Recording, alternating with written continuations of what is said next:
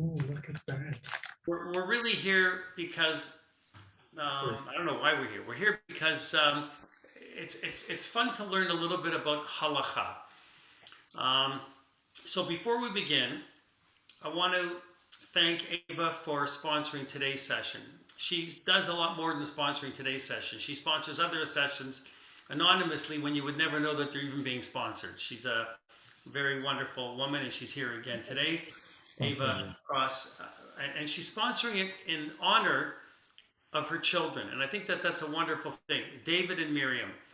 And, there's an expression that isn't always true. I hear it. It's that the apple doesn't fall far from the tree. But you know what? It isn't always the case. In this case, it's very true. Um, they're strong-minded individuals. I mean, I haven't talked to Miriam and David for a while, but I know them as kids. They're strong-minded. Their mother is strong-minded. Their father, Alav Shalom, John, was very strong-minded. And I'm using the word very in a good way. When John decided something was going to be a certain way, it was pretty much going to be that way. But he was willing to listen, and he was a straight shooter. He had a wonderful sense of humor. He had a great smile. Had a wonderful personality. He spoke Hebrew, actually. He lived in Israel for a while. John was an Ish Tzaddik. He was really a great man, a kind man. He was pro-education for his children. They had a Jewish upbringing, Jewish education. They really, I just can't talk about you, Ava, without talking about John together. I have to talk about the both of you because I met the both of you together. Really, originally, was it for Miriam or David's bar mitzvah? Who first? I can't remember.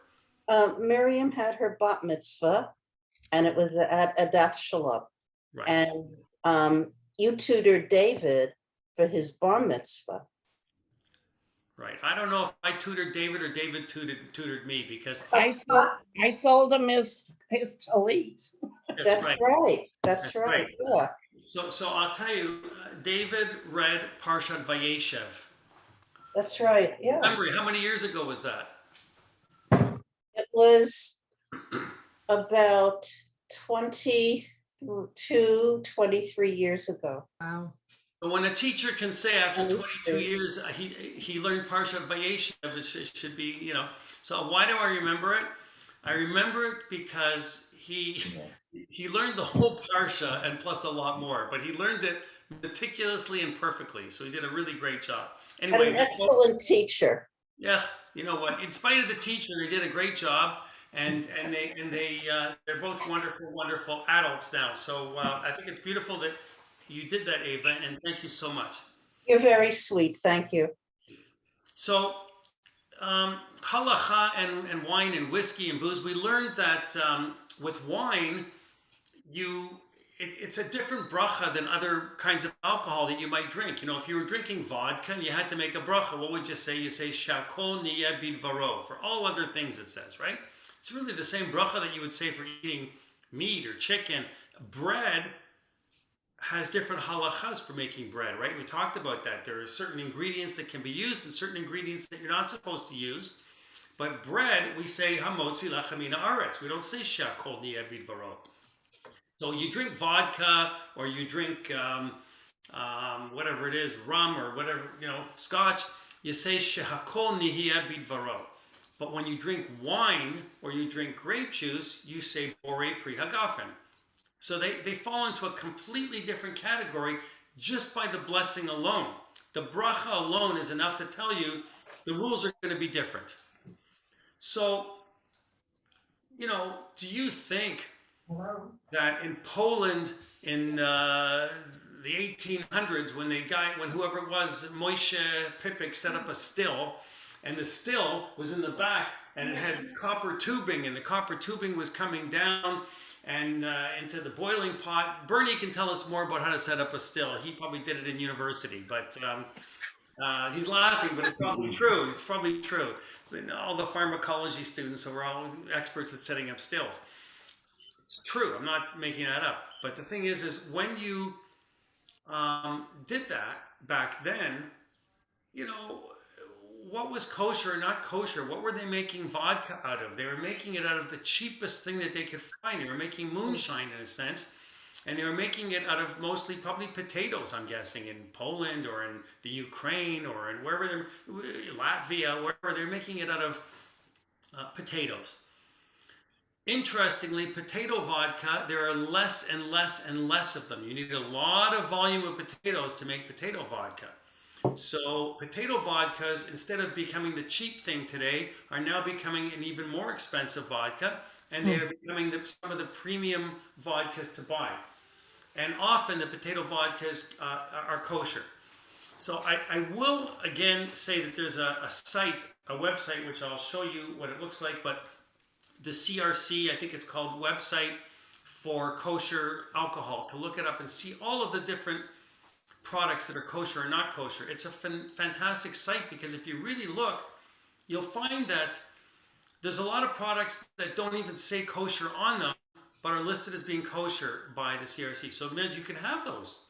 So there are things that you have in your cupboard that are kosher that you don't even know that they're kosher.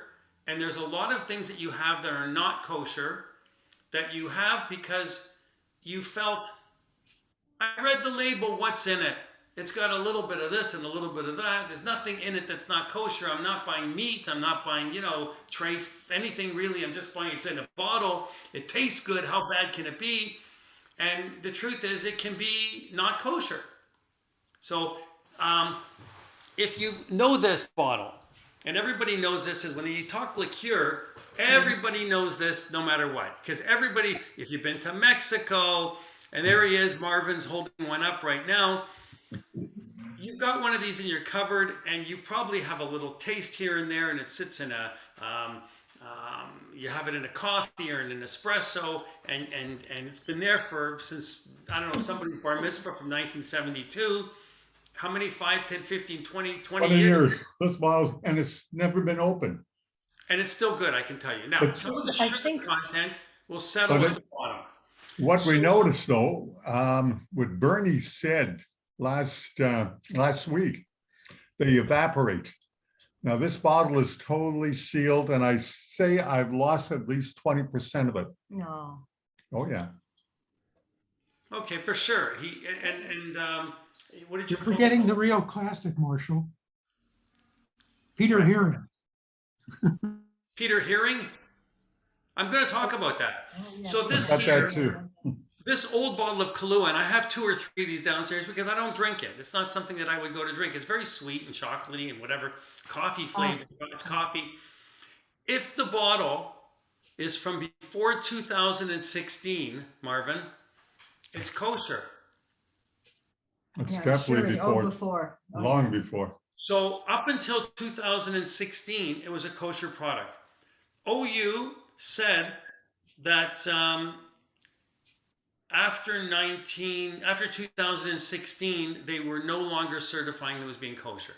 So if you buy one after that, they say that the ingredients have changed. I don't know what the ingredients changed, or maybe they don't have an agreement with them to pay them the fees for Hechsher. Who knows really what goes on behind the scenes? But we know that in some of these liqueurs, there can be grape or grape alcohol, or there can be ingredients that are not kosher. Now, we look for leniencies. When we talk about Scotch, for instance, we find leniencies like, well, if it was cast in an oak cask, we said the first time, and then later on it was transferred into a sherry cask, a cask that used to have sherry in it, then that's kosher. Oh, Rivi Blas says you can put Kahlua into a chocolate mousse. Of course, I made a chocolate cheesecake with it once too. You can do that. All kinds of delicious, very good. All right, so Rivi's going to have to get us a sample of mousse. So, the ingredients can be not kosher if they're if it's a derivative of grape, or if it's a derivative of something we're not allowed to have, something that wasn't made. Maybe it had a butterscotch that was added, a melted butterscotch or a melted caramel flavor that was put in, and maybe that flavoring is not kosher.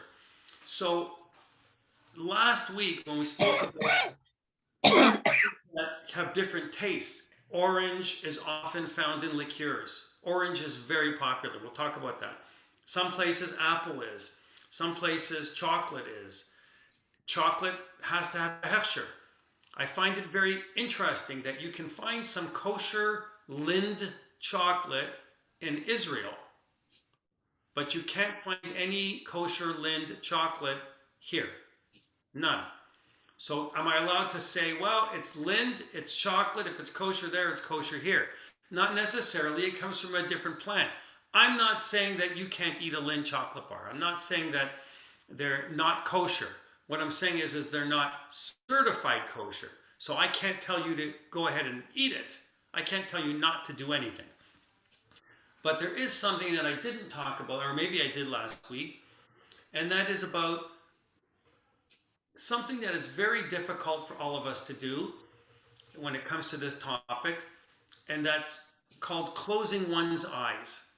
Closing one's eyes is forbidden. It's forbidden by the Gemara. It's forbidden by the Torah. You know, everything in the Gemara has to have a Torah foundation. And all of our halachas, it's interesting. It doesn't matter whether you're studying the laws of nida, separation, or whether you're studying the laws of kashrut, or whether you're studying the laws of modern technology in halacha, or whether you're studying the laws of medical ethics. Everything has to have a source that leads back to the Torah. Now, they stretch them out. I mean, they'll have a source in the Gemara, and they'll say that this must mean that the foundation is based to that. And you're going, wow, that's so far stretched. But yet they have to tie it in somehow, so they do that. But closing one's eyes is forbidden. So saying that because I read the ingredients and I'm an intelligent person, you know, my father was, I think, a really smart guy. And he said that you have to learn how to read a label. And there is some truth to that. But you also have to also understand that we don't know everything. Nobody knows everything. So if you read a label and it says on the can, tuna, water, and salt, you could say, what's in it? There's nothing in that. It's tuna, water, and salt. Was it albacore tuna? Was it tuna that they made sure that dolphins were not in the nets on the ship when they were gutting them? Because, you know, they gut so fast on a ship. I mean, it's actually sickens me to watch. But if you ever watched it, they're like, they're cutting the fish open and they're 2 seconds later, they're on ice. So without a mashgiach there watching, unless every single fish is a kosher variety, you can't necessarily just always rely on 1/60th. Well, 1/60th of the fish wasn't kosher, so I'm going to let it go. Not everything works that way, you know. We're not supposed to close our eyes. So if you said that, I'm going to show you something. And I started making my own because I also learn things. Have you seen this ever in a liquor store? It's called simple syrup. Now, so simple syrup is basically sugar water, but in this particular kind, they add alcohol. But you don't need to add alcohol. I bought a bottle of this and I realized that, I said, okay, there's nothing wrong with this. It's alcohol, it says, fructose and sugar glucose, but it doesn't have a hechsher on it. So the question is, it's not saying where the alcohol is from. Now, it could be more clearly stated. It could say wheat alcohol. And then I could say, well, wheat alcohol is kosher. Potato alcohol is kosher. Grape alcohol is not. So when it just says alcohol, you can't just assume that it's the right kind of alcohol.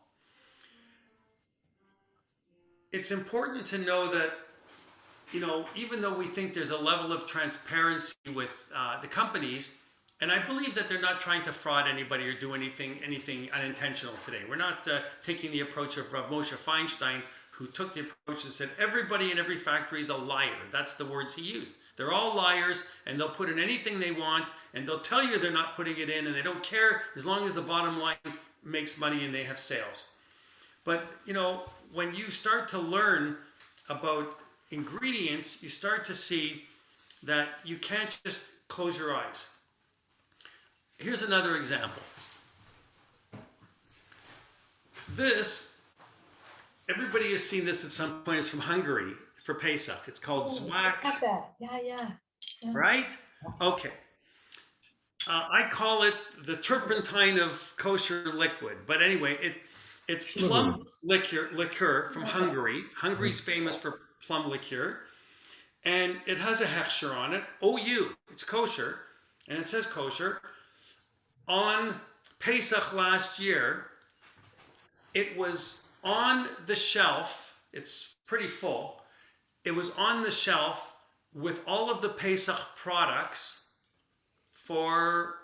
at the liquor store at Wilson Avenue over here. So I bought it. And, next to the kosher for Pesach vodkas and next to everything like that. And on it says kosher on the label. And on the back, it says OU.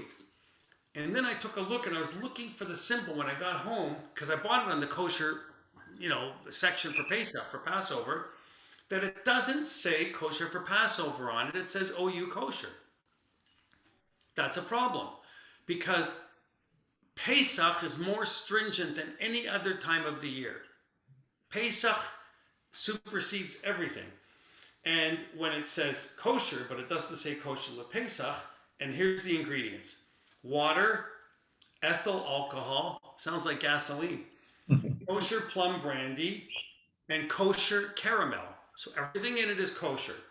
But kosher caramel, it doesn't say, is it kosher LePesach caramel? How do I know it's kosher LePesach? So I went on Google and I looked it up.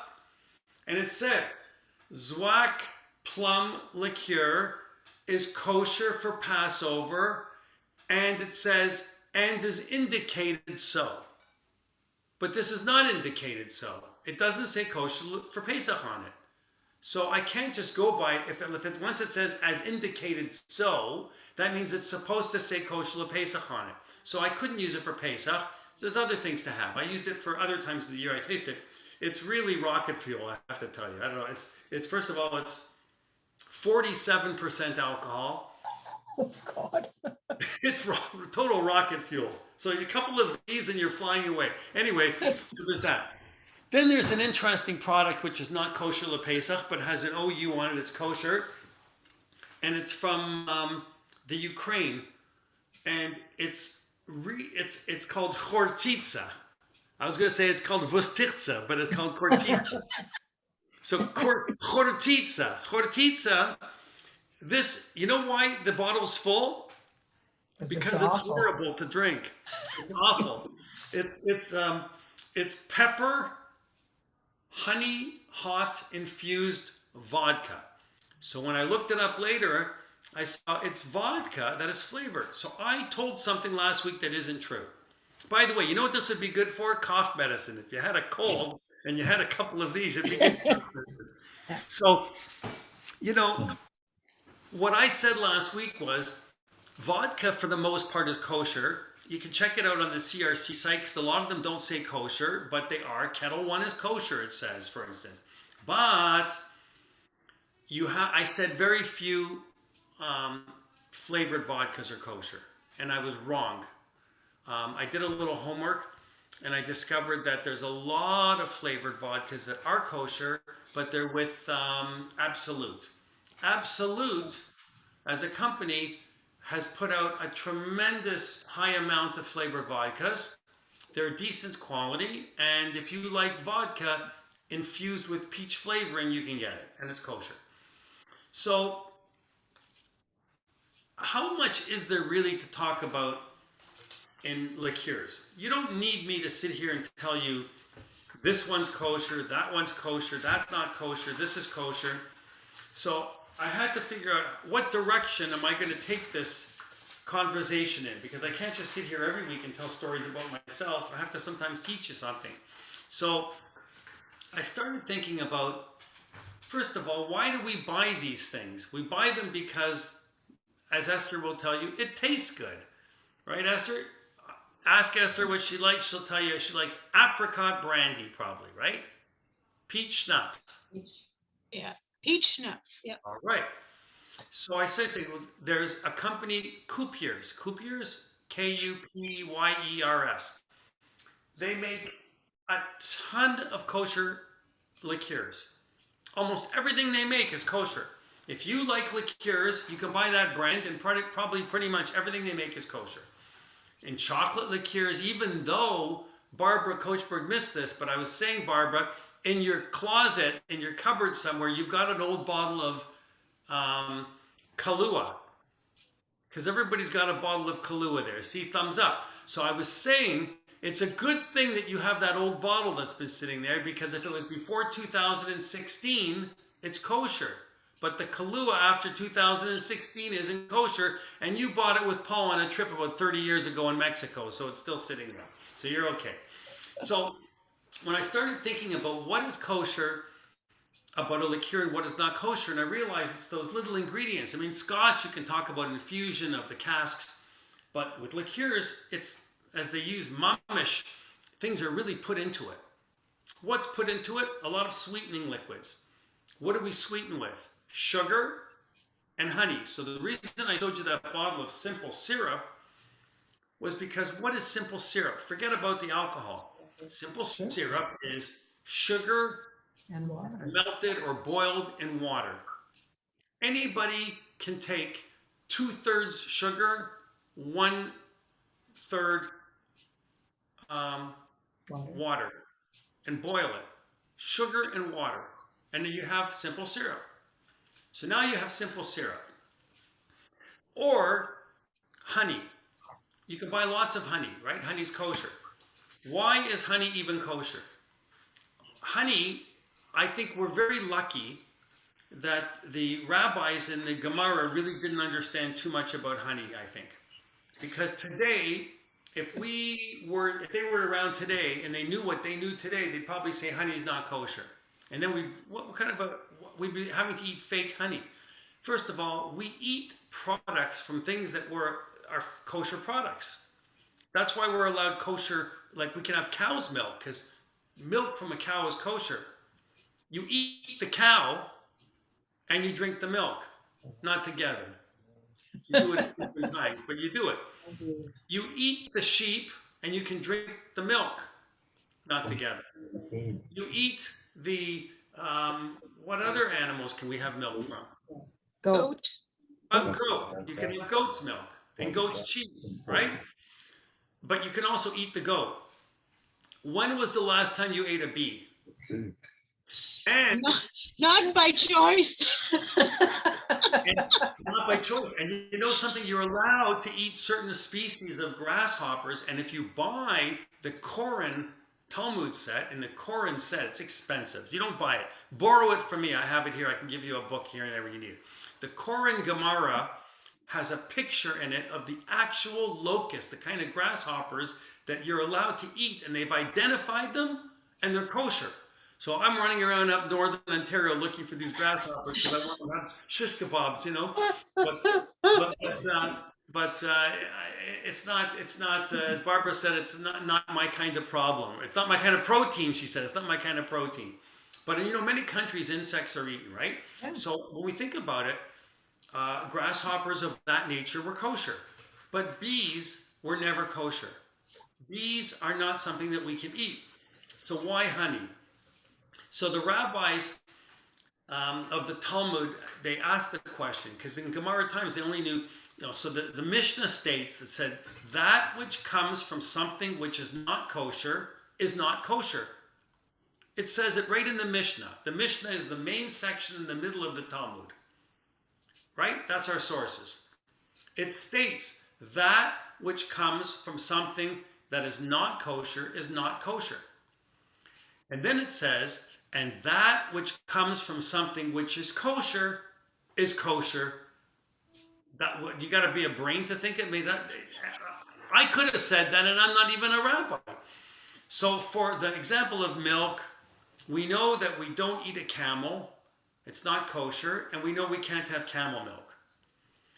In the case of eggs, we can eat the chicken and we can eat the egg, but we don't eat the eggs of a vulture. We can't eat the eggs of birds that are prey birds, right? Birds of prey, I think it is.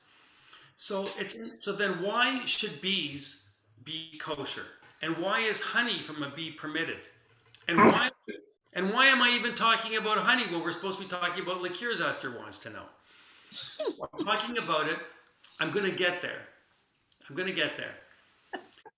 So honey consists of nectar, and bees gather the nectar and they transport the nectar to honeycombs. They go back to the honeycomb. And while in the bee, the honey is ingested, it's taken in by the bee, the nectar is internally broken down by the bee, and it's transformed. I had to learn this, by the way. I had to look this up and figure this out because I didn't know all of this. I'm not a bee person. So it's broken down and it's transformed into honey by their natural enzymes in the bee's body. The enzymes in the bee break down and transform it, but it's not actually completely digested by the bee. So I was wrong because I always heard from other people, oh, the bee digests it and the bee gives it back to them. You know, when I was a kid, they used to say, I said, what is honey? And they said, it's bee puke. And I said, that's not a very nice thing to say. So the honey is not a product of the bee itself, but it's regarded as a milk in a sense. It's regarded as something that's brought back from the bee. So 100% pure, raw honey is kosher. Without a hechsher on it, Marshall? Pardon? Without a hechsher? We're getting there. Oh. So now you have your own honeybees at home. Well, why not? You know, on Yorkdale, bees, by the way, it's a great commodity. We all should have beehives on our roofs because we're trying to save the bees, because God forbid, if we don't have bees, the whole world will end, I understand. It's like you need bees. Keeps the whole chain going. If on Yorkdale, on the roof, they have all these beehives that they set up on purpose to bring them in so that they have. So I didn't know all this. A lot of buildings are doing this, but you asked the question, Noreen, without a hechsher. No, you have your own, you and Harvey got into the bee business and you set up in your backyard hives, and now the bees are coming to you and you're spinning your own hives. Do you know how they get I didn't know this. Do you know how they get the honey out of the hives? Centrifugal force. They spin it and it oozes out as they go into a spinning thing. So as they spin the hive, the honey comes back out of the hive. You know, so it's very interesting. When you make your own honey, or someone makes honey and it doesn't have a hechsher on it and it's pure honey and it's not mixed with something else, you have to be careful. Did you know that there's fake honey out there? I didn't know this. There's honey that is for people that can't have honey. So if a company is doing it and adding something else to the honey, it might not be kosher. So if it is pure raw honey, so I'm going to tell you, if it's pure raw honey, it's completely kosher, but you'd have to be certain of that. I trust your intelligence. COR and OU do not trust our intelligence. And that's why a few years ago they reneged on something that they gave us. They said, you don't need a hechsher for Pesach on olive oil. You don't need it. It's fine. If it's olive oil, you don't need a hechsher. You can just buy it and have it. So I bought olive oil. Then a few years later, they changed their opinion. Because, by the way, Kosher Pesach olive oil is a ripoff. They charge you $19 when you can buy a $5 bottle of olive oil. But here's the reason. The reason was they were assuming that all 10 of you that are here, including myself, are not smart enough to read the label and know that the olive oil is 100% pure olive oil in the bottle. That means that just because they say we use 100% pure olive oil, yeah, they do. They use 100% pure olive oil mixed together with canola oil, and they put it in the bottle, and now you've got a blended oil. And if you look at the ingredients on some bottles of olive oil, it'll tell you olive oil, canola oil, peanut oil. They blend oils in with olive oils in companies to get you a watered down version of an olive oil. So when it says on the ingredients 100% olive oil, that's it. And it doesn't say any other oil in the bottle. Forget about, it's like McDonald's. They can say 100% pure beef, but how much of it is, they are using 100% pure beef mixed with sawdust, and together they make a burger. I don't know. But I'm just saying, like an example, you don't know Pure sawdust, what Oh, sawdust. right. pure sawdust, Pure sawdust. unadulterated. Right, unadulterated sawdust. So the question becomes, what are the ingredients in these liqueurs? What are the ingredients in the olive oil? What makes it Pesach thick? What makes it not Pesach thick? And what constitutes when you're making honey that they're being machmir and checking to make sure that pieces of the bees aren't getting mushed inside, because you can find a leg from a bee or a whisker, who knows what parts they have, and it's inside the honey, and if it's not filtered, it has to be filtered out, the parts. By the way, if it's macerated, and the bee parts are macerated in there, it's allowed, it's kosher, you can have it, because it's not adding a noticeable taste. If that is a bad taste, they say. It wouldn't make it not kosher. Right. But an actual whole bee part, like a leg here and a leg there, a wing here, a wing there, that's asur. And that's why when you're buying asparagus, they tell you got to check it and make sure that there's not bugs inside the leaves of the asparagus. The front people don't even eat asparagus. They're afraid, God forbid, they should eat a bug. I'm not going to get that crazy. I want to eat vegetables. But I can tell you that bee parts are not kosher. We're not allowed to eat bees, remember. We're only allowed to eat the honey from the bees. And the honey has to be 100% pure honey that's in the bottle. In the bottle. And then there's another problem. If it's raw honey and it's pure, it's kosher. If it's pasteurized honey, it has to have a hechsher. Because what happens during the pasteurization process? They're boiling it. Well, that's called bishul. It's once you're cooking, it's got to be cooked by a Jew. So now you've got an issue with the honey. Is it pasteurized? I don't think babies, I think under 2 years old, aren't supposed to have honey anyway. And at that point, after that, probably nothing would happen to you. You don't really need to have pasteurized honey. Maybe I don't know enough. Maybe Bernie will say you do. I trust him more than I trust myself. But probably unpasteurized honey raw honey is probably okay. But that would be more kosher than an unpasteurized honey or pasteurized honey that doesn't have a hechsher. So if a honey is pasteurized, you got to make sure it has a hechsher on it because it's been cooked. And they have to inspect it. And you have to have a mashgiach there. Anyway, why honey?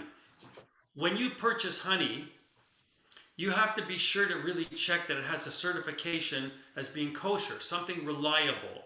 Something that can tell you, if it's been a pasteurized honey, that it doesn't have any other flavorings, or that it was processed with equipment that last week they made toothpaste and this week they're making honey. That's why your honey is a little minty tasting this week. Because so there's all kinds of articles about honey, and there's all kinds of articles about what is necessary in keeping honey kosher. And understanding the concept of the bee as not being, the honey being a product of the bee's function, that the bee is only the facilitator. That's how the rabbis got around it. That the bee it's a carrier. It's carrying the honey. That's the truck. The bees are in the trucking business.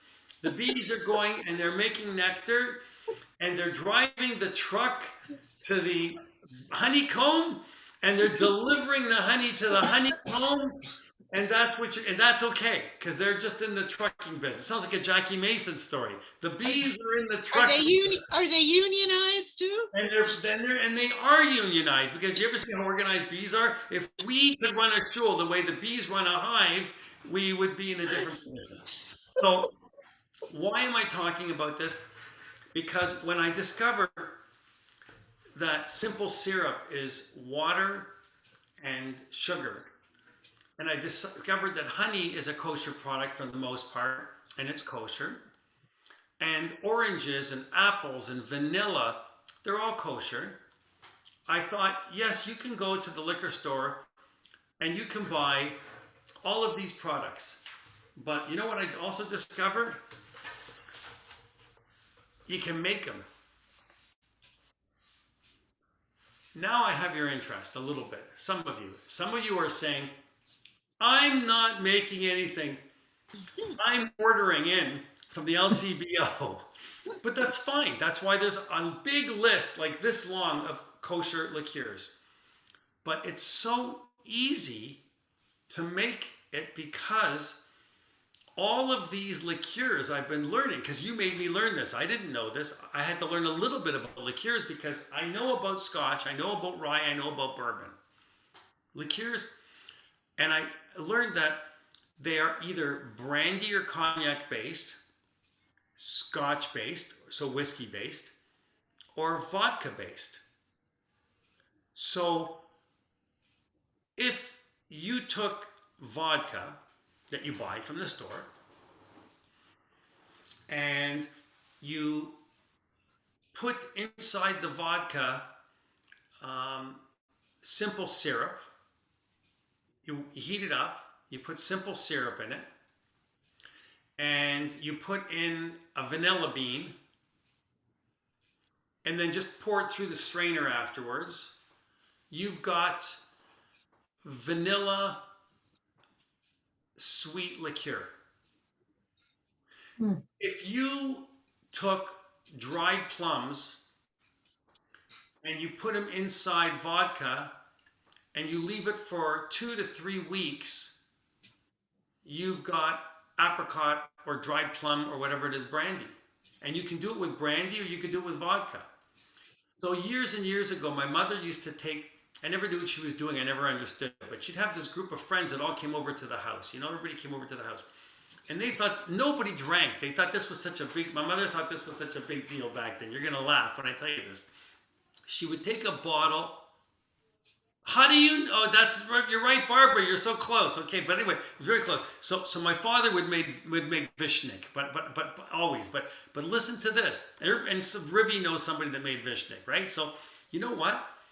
If you take, my mother used to take a bottle of maraschino cherries, and she'd pour out all the juice down the sink, and then she filled it with rum, like white rum, like the white rum, and she'd fill the bottle, and she'd leave them there for a week before the company was coming. And then she'd put the cherries into a bowl, and they would take a toothpick, and they would eat a cherry. It was soaked with the rum. And they would go, oh, it's so delicious. It's so juicy." My booby.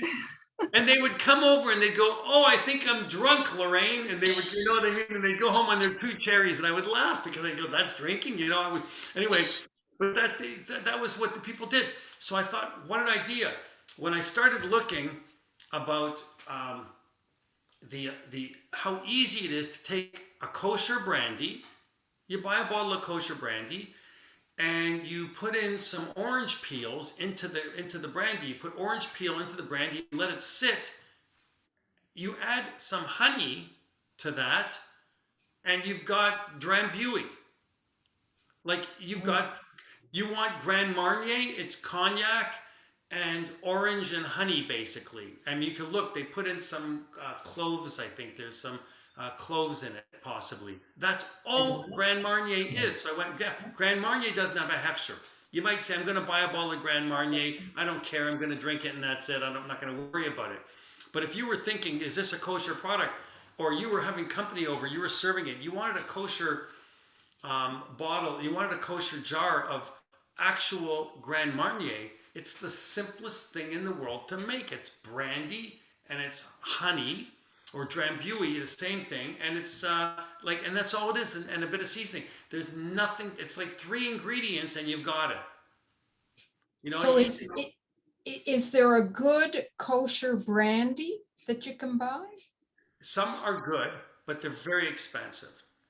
And you know what? You have to know the difference. I'm not a brandy or cognac connoisseur or liker. Like, I don't really like it. So if I were to like it, I'd probably investigate it more and say, yeah, I'm going to spend $100 on a bottle of kosher brandy. I see them on the top shelf at Pesach time in the liquor store, they have them, the really good ones. They're a lot of money. But I don't know if I want to spend $150 or more on a bottle of liquor. So I have a bottle of, I showed it to you last week, of brandy for Pesach, and I've, over the last 2-3 years, I've been using it. It was in a group, and it was okay. It's called BBB. And it was decent. It wasn't great. I won't say that it was good, but if you took that and you added honey to it, or you added simple syrup to it, and you added some orange peel, you've now got a sweet liqueur that you can have, and you can make it on the first, on Pesach, and it'd be kosher lepesach. You can make it before Pesach, because you're actually using your kosher lepesach utensils. So now you can actually make it for Pesach. Making liqueurs, I discovered, is probably the easiest thing in the world to make. It's just alcohol. You know, I don't think they sell it anymore. I don't see it, but they used to before. I'm saying use vodka now, but before this, I used to. You could buy at the liquor store actual alcohol. It just said alcohol on it. Yeah. I think they still have it. And if you find in some stores, you could take that and you could add your honey or your simple syrup to it, and then you've got whatever you wanted to make. You know, I think we've all experimented like that in our time at some different time of using those ingredients. I made my own vanilla this year, big, huge jar, because when you buy it, it's very expensive, pure vanilla extract. And someone told me if you put in a couple of those sticks of whole vanilla bean into a jar, a mason jar of vodka, in 3 months, you've got vanilla. So I did it. I took a mason jar and I filled it up with vodka and I put in the vanilla and I forgot about it in the cupboard. I took it out 3 months later. It was dark. It's beautiful. I use it in my baking, and it's better than any vanilla you can buy. But you don't have to make it with vodka. Then I discovered that you can make vanilla with rum.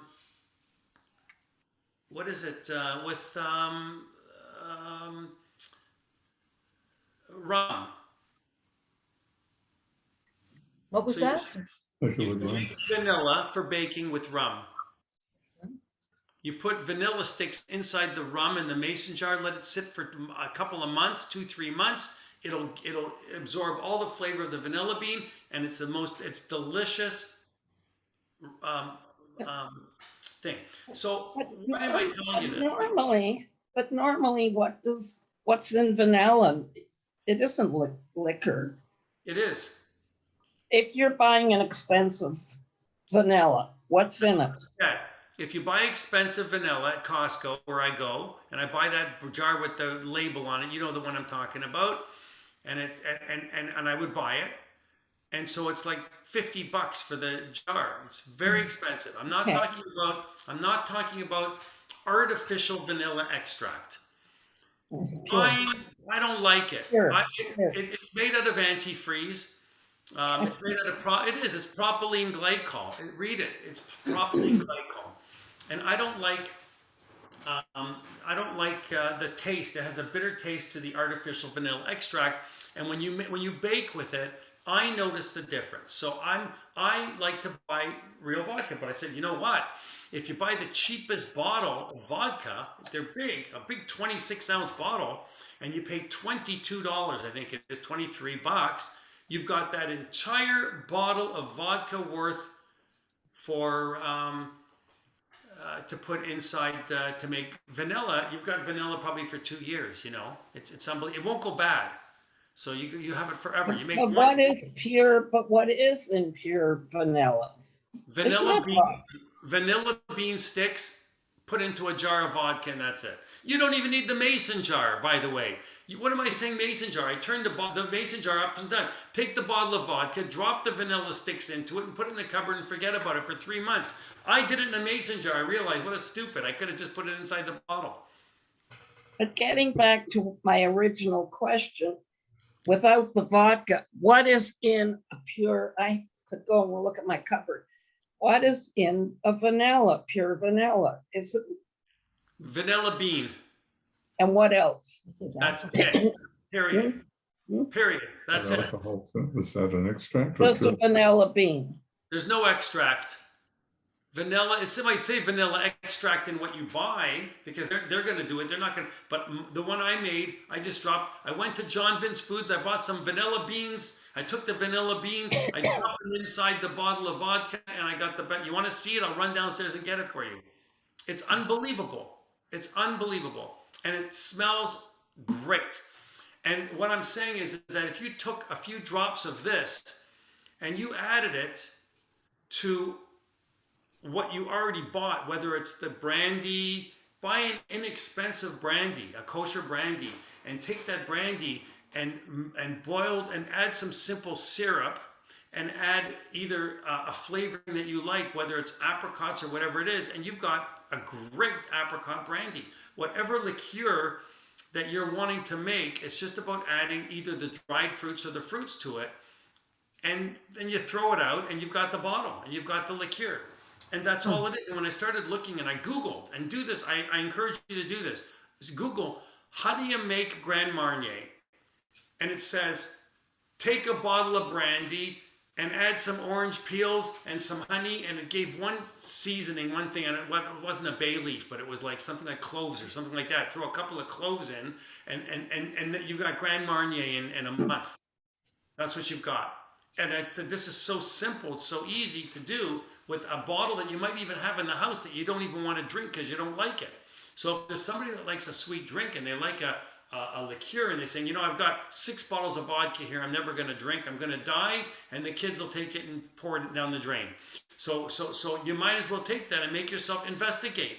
Look it up. Take a look on the internet. It's unbelievable. It's filled with that because it really is a problem. When I started looking at taking products that I saw that were not kosher, like the Drambuie that everybody has, or the Grand Marnier, or the whatever is in your home, and I say, well, okay, so they're not kosher. We then become guilty of closing our eyes, and closing your eyes to something and saying it's good enough is not necessarily good enough. It's not. It isn't kosher, and we have an opportunity to turn that around and make something and do something that is kosher. Why not? It's the simplest thing in the world to do. That was the thing. I was trying to find ways to look at all of these liqueurs and say there are so many products on there on that CRC list that are kosher, but yet there are so many that said not kosher. And I said, wow, you know, people bring you a gift, they bring you a bottle, they bring you this, they don't know. You know, they don't know. They mean well, and they bring you a bottle, and it's open or it's been sitting there for 28 years. You're not going to take it back to the liquor store. You give it away to somebody else, whatever you do. But if you have a hankering for Grand Marnier or for Drambuie or one of those really nice liqueurs, what I'm saying is that you can't. You don't want to buy it because it's not kosher. It's the simplest thing to make. It's really, really simple. Will it be exactly what they made? Maybe not. Maybe it'll be even better because you can control the sweetness yourself. And you say, you know what? It's too sweet. I want to make it less sweet. I'm going to add less honey because Drambuie is honey and scotch. But Grand Marnier is brandy with orange. So you're taking a bottle of Pesach brandy that you don't like in the house, and you're adding orange peels and simple syrup, and you've got Grand Marnier, and that's all it is. You have to look it up yourself to see how do you make it, and it'll tell you it's the easiest thing I've ever seen. So that's that. So the whole going back a step to other alcoholic drinks that we talked about. Cointreau, the triple sec is kosher. Triple sec is very similar to Cointreau. It's almost the same thing. So triple sec is kosher. I don't think Cointreau is. Noreen asked a question, should I store my chocolate liqueur on its side? No, you should drink it. Yeah. Imagine if it has a cork, you would store it on its side. You know what I always say? If you have to keep a liquor that you have to store inside so long that you have to keep it for 35 years in the house, you're probably not a big drinker of it or a big lover of No, it. no, we're not, but Start baking with it. sometimes I do, but I have a recovering alcoholic brother-in-law, so if I'm giving to them, I don't. Don't put any in. Don't Bailey's put is any. not kosher, Marion, at all. And Bailey's is a milchika product too. It has milk I in it. know. It's dairy. You have to There's a store lot it of in the problems. fridge.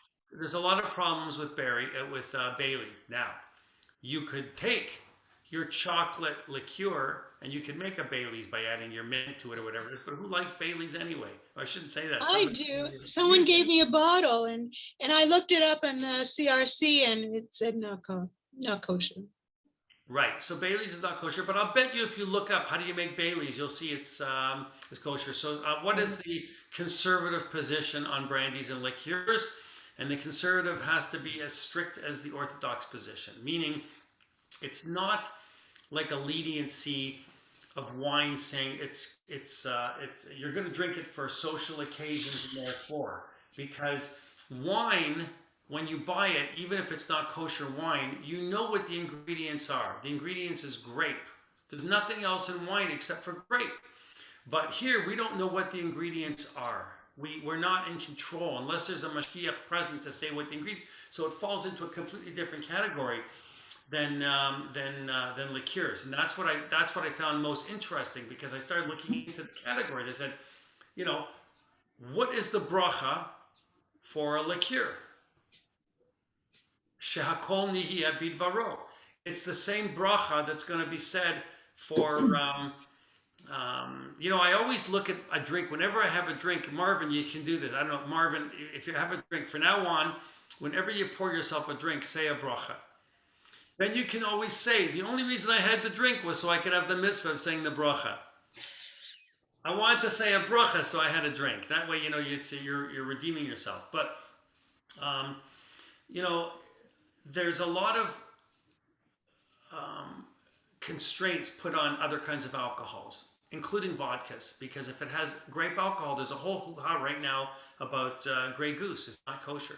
Grey Goose was kosher all along. Everybody thought it was, and now they discovered the issue with the grape alcohol. It's not. So you have to look on the websites and see. The largest thing that surprised me the most was the list on there of beer. So I don't have anything on beer halachically, but I'll just share this with you. In the times of the Gemara, there were two kinds of drinks that people drank. The way you drink water today, or I drink a lot of this, the bubbly, the sparkling bubbly water. I like bubbly water. The way you drink water is the way they used to drink wine. So they had wine, maybe it was more watered down. I don't know, but wine was drunk at all the meals, everything. You had a meal, you had a glass of wine, another glass of wine, another glass of wine. They drank wine. Why did they drink all this wine? Because the water wasn't always good everywhere. We take it for granted. We turn on a tap and there's water. But if you lived in a shtetl somewhere, the water could be, it could not be, the water wasn't. So, they didn't live as long. Listen, it's not that long ago that the average life expectancy was a lot less. And so, people said, so I'm going to drink, so wine, you drank a lot of wine. And bread, I said, was also a thing that was looked at differently at mealtime. It was bread and wine. You didn't have meat galore in a supermarket. You walk in and you pick out, we're so removed from it. If I said to all of you here, the only time you're getting meat is you got to come into the slaughterhouse and shecht your own animal. We'll teach you how to do it. You'd become a vegetarian because you don't want to shecht animals. You want to buy it packaged. We're so sterile. It's easy to see lamb chops in a package because it doesn't look like a lamb. We're not killing a lamb. I'm buying something in a package. I don't know what it was. I don't want to know. Same thing with, I believe everybody that eats meat should have to shecht an animal once. You're mean. Huh? You're mean. It's true. It is true, because if we did it, we'd have a different thing. My Zaidi was a shochet for a living. when he came to Canada. My And daddy was a butcher. a butcher. So you know what happened? He was in Hamilton, and he would not eat meat at any simcha when they got invited to a wedding, because he taught bar mitzvahs to everybody. So he always went to the lunches for the kid that he taught, and he'd sit there and he would eat around the meat. He never ate the meat. So my father asked him, he said, why aren't you don't eat the chicken? He says, I don't eat what I didn't shecht, because he said, how do I know how it was killed? You know what I mean? So he had a compassion for the animals, and it should be done as painlessly as possible. And if he did it himself, he could take responsibility. But just to the way we eat, so I'm not suggesting that we don't eat meat. What I'm suggesting is that we drank a lot of wine. I'll go back onto that topic. And we drank a lot of one other thing. When we were outside of our Jewish areas, what did they drink? You were a traveling salesman, and you're on the road. What did you drink? I'm going to end this in a minute because I don't want to keep going for an hour and a half. You drank beer. And the reason you drank beer was because beer was made from hops and water. So the rabbis of the Gemara said, beer is okay because we know it's hops and water, and that's all it is. And when you're there in Yechupet's land, drink their beer. Don't drink their wine, because their wine would be avodah zarah. It's made by non-Jews. You can't drink their wine.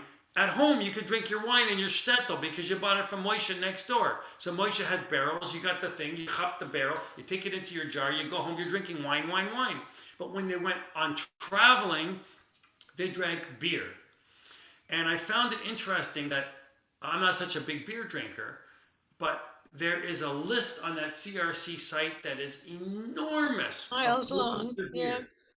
Kosher beers and flavored beers and ciders, everything. They're all kosher, almost every single one of them.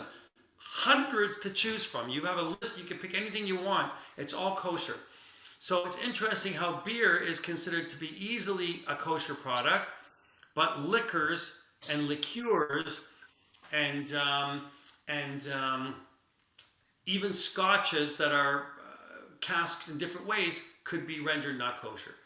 So I went on the rant about honey because when I started looking up liqueurs, I found that it was one of the main ingredients was either brandy or vodka, and the other main ingredient was simple sugar or honey.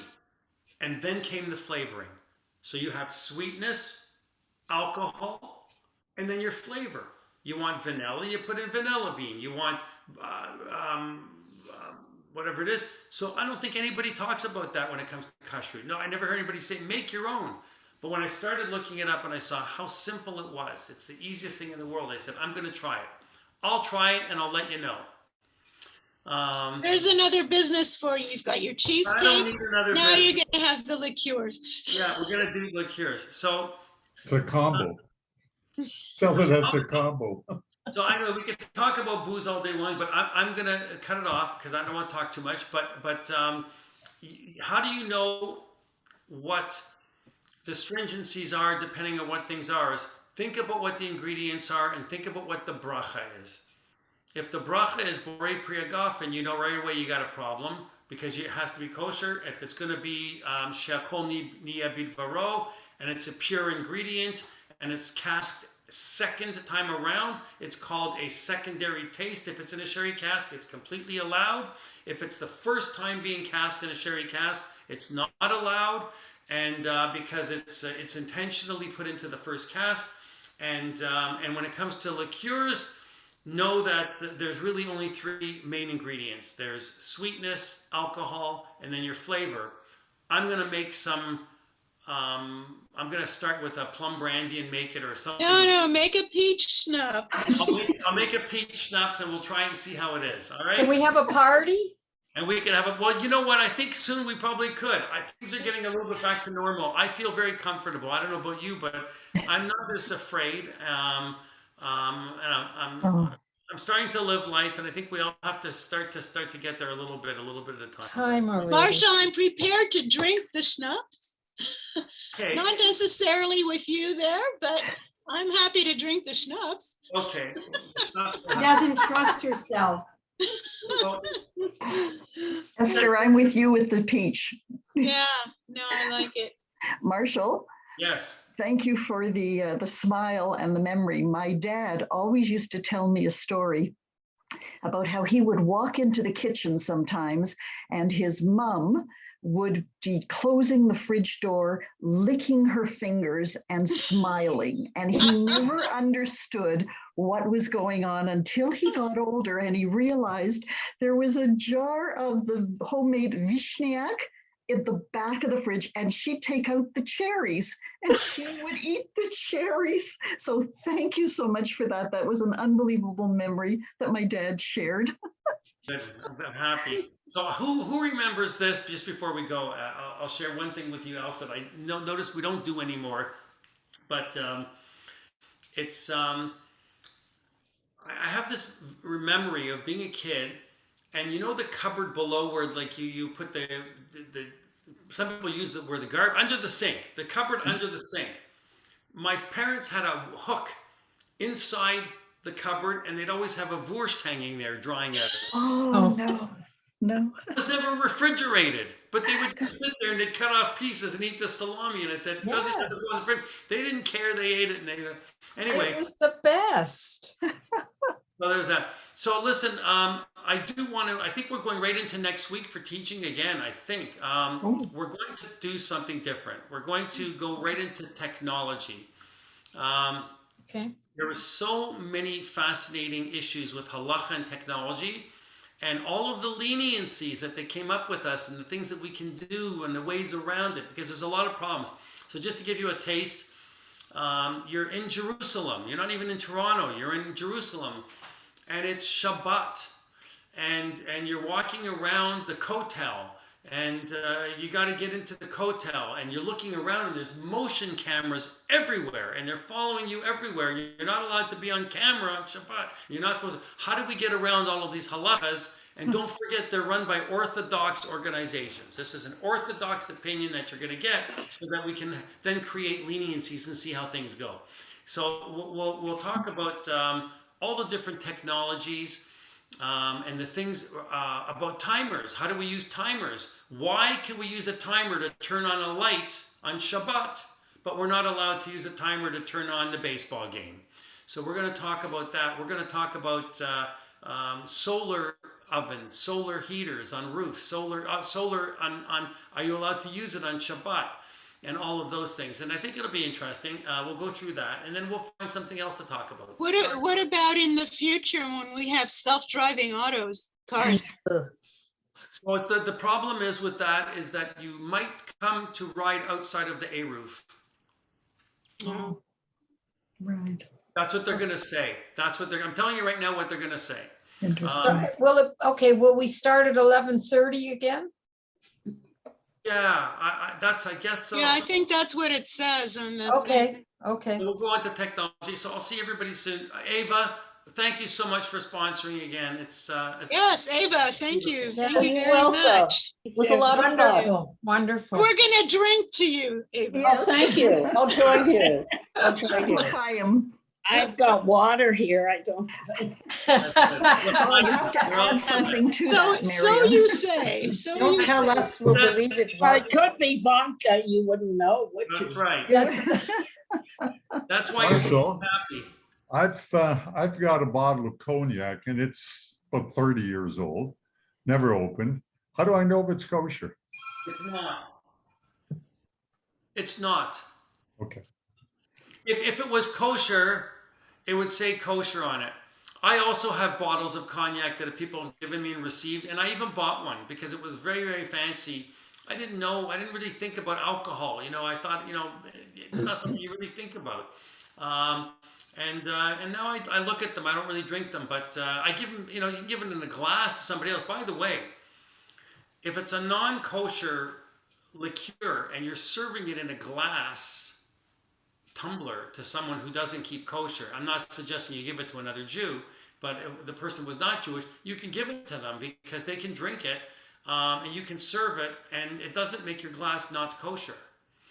Even if you had pork floating around your glass, God. you washed it out with soap and water and never boiled the glass would still be kosher. Oy vey. So we have to Happy- give all of our non-kosher stuff to our neighbors who are not Jewish, in other words. Right. Yeah. Okay. Get rid of them. All right. that- Thank you. Okay. Thanks so Thank much. you. Bye. Very interesting. Thank you, Everybody take Marshall. care That's and great. stay safe. Stay Is